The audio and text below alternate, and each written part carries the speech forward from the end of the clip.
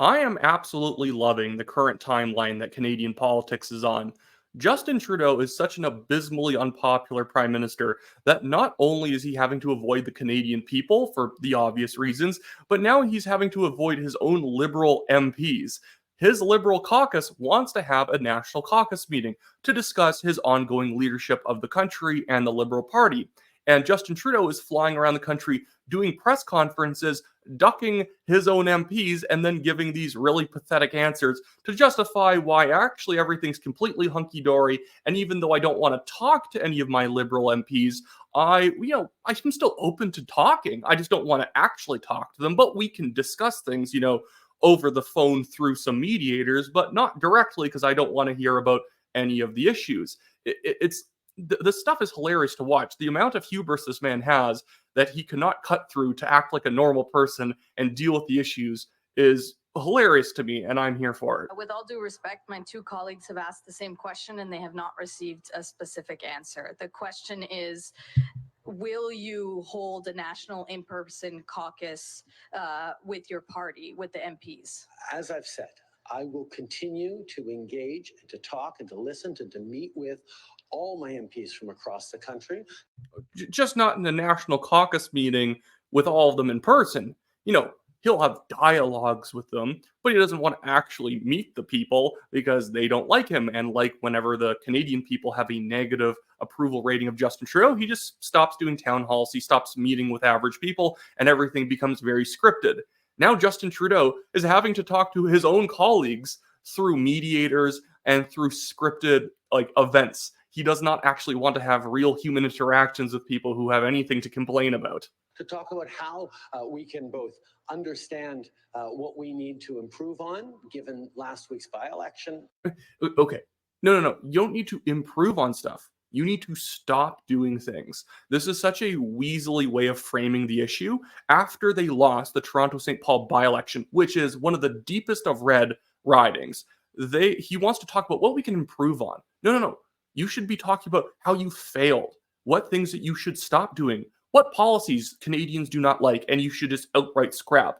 That's what you should be discussing. If he was a serious adult, that's what he would be saying right now. But instead, everything has to be framed in the idea of positive language. What can we improve on? What are we doing well that we could do even better to make Canadians like us?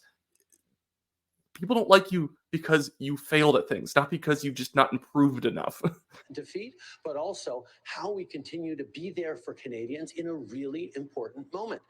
People are anxious in Canada and around the world, and the government needs to be stepping up to deliver for people. Follow up.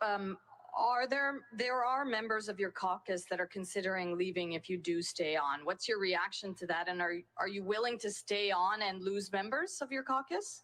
I think the conversations that I'm having with MPs directly right across the country, the conversations that we're all having as Liberals are going to continue, and we're going to stay focused on Canadians.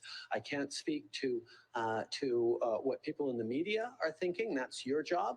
But I can speak to the strength and focus that all Liberals have on delivering for Canadians, and that's what we're going to continue to do. Okay, I guess the new line is now, this is all just media nonsense. This is just all media reporting that people in my own party don't like me. Ken McDonald today just said he's not running again. He just can't do it. He can't possibly win his riding. He can't win a re-election with Justin Trudeau as the leader of the party. The Atlantic Canada is completely lost for the Liberals. I'm happy to see it. That's hilarious to me. But from an analyst's perspective of politics, it's frustrating to see a man who, as he continues to demonstrate that people don't like what he's doing, refuses to change. It's crazy.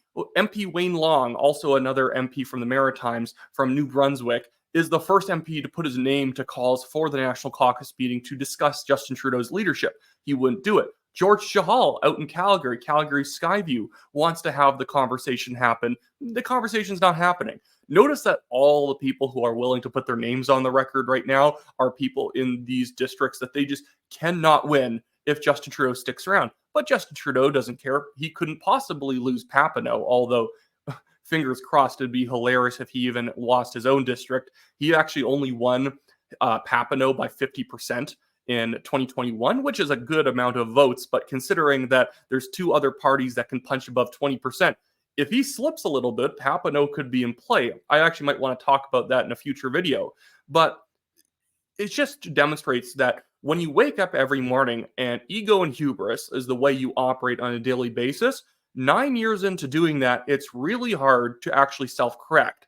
I think Justin Trudeau actually believes that he's doing the right maneuvering to stay prime minister in the long run. He's not going to. The problem is all the people who keep telling him all his ideas are great and super intelligent and politically advantageous are all people who are just designed to agree with him. His entire cabinet is just full of yes men. And this is a massive problem for the Liberal Party, is that when you're surrounded by yes men, you can't make a good decision because you don't know what a good decision is, because every bad decision is ballyhooed by people just looking for a paycheck. The polling, it cannot be emphasized enough, is scary bad. It is not just bad, it's scary bad. 45 to 21 in this Ecos poll that was pulled between May 22nd and June 11th. That is a 23 or 24 point lead for the Conservatives. That's unheard of in Canadian politics. Now Justin Trudeau is even skipping the Calgary Stampede. And while, yeah, he's not popular in Alberta at all, they have 2 MPs in Alberta who are both probably going to lose their re-elections. At least Calgary is usually or the Calgary Stampede is a great opportunity for fundraising. The Conservative Party, a massive amount of their fundraising every year is done through the Calgary Stampede. Even Jagmeet Singh will show up for this Calgary Stampede because it's a great donor opportunity. Justin Trudeau isn't even showing up this year. He is just foregoing all of the fundraising that he could do by being there on the ground because he doesn't want to face any scrutiny.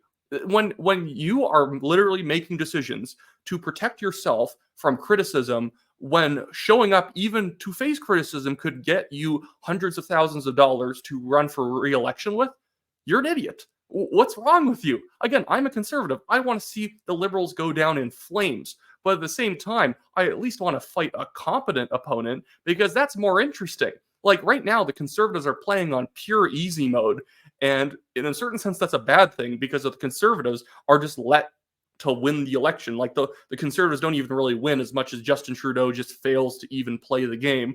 Well, to a certain extent, it allows the Conservatives not to stick to certain promises they made because, they can say and do whatever they want and it's not going to affect their polling numbers. I think that they will do a lot of good stuff in office, but in a certain sense, having a fierce competitor to fight back against actually is healthy for all parties. That was the problem for the Liberals in the last few election cycles.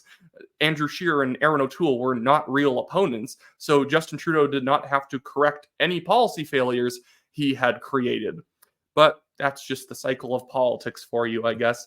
I want to follow up on a few other things that have been going on in future videos on just how abysmally sad the Liberal Party has become. I want to talk about this stupid interview that the Liberal MP from Kingston and the Islands, Mark Carrotson, did, where he's now blaming the Liberals' unpopularity on the Conservatives attacking them over the carbon tax.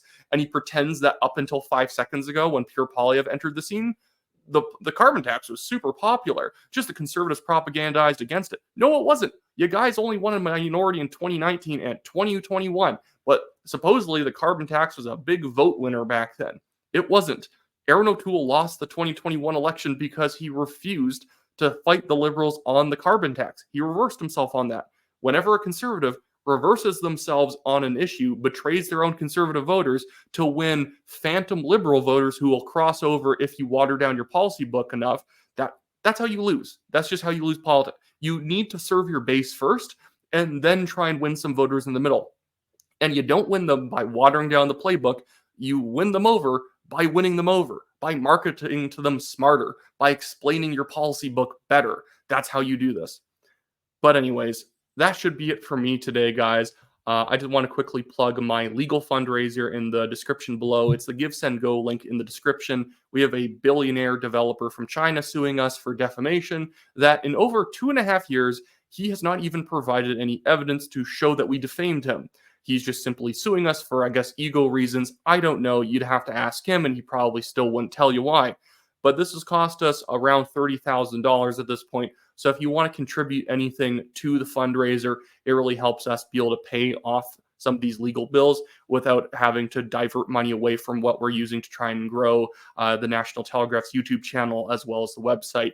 And then if you want to sign up onto my political organizing list, that's also in the description below, WyattClaypool.com. If you want to sign up to that, if any interesting races ever happen in your area, I'll be able to send you targeted emails mentioning interesting nomination races going on, parties that are emerging, different ways you can volunteer and get involved, especially out in British Columbia right now. I can maybe divert people around to the specific local campaigns that might need assistance if you guys want to beat the BC NDP. You have to beat the BC NDP. Canada's counting on you, because if the BC NDP don't go away, we're going to keep having BC be the originator of some of the craziest ideas in the country, like safe supply, safe injection sites, the carbon tax, all of this other nonsense. But anyways, that's it for me today, guys. Have a good one.